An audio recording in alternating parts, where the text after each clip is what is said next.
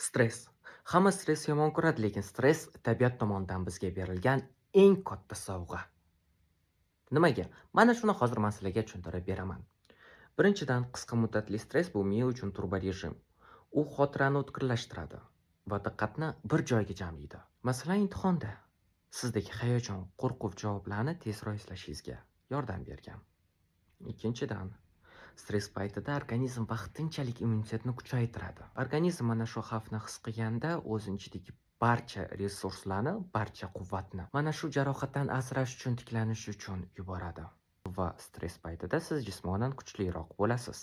Va eng muhimi, agar siz stressni his qilgan bo'lsangiz, demak, siz rivojlanmoqdasiz. Siz o'z komfort zonangizdan chiqdingiz demak. Asosiysi mana shu stressda uzoq muddat qolib ketmaslik. Siz ko'proq qanday holatlar stressga uchradi? Kommentariyalarda yozib qoldiring va biz bu stressni sizga foyda joyini birgalikda muhokama qilamiz. Zarisa Sadiqova bilan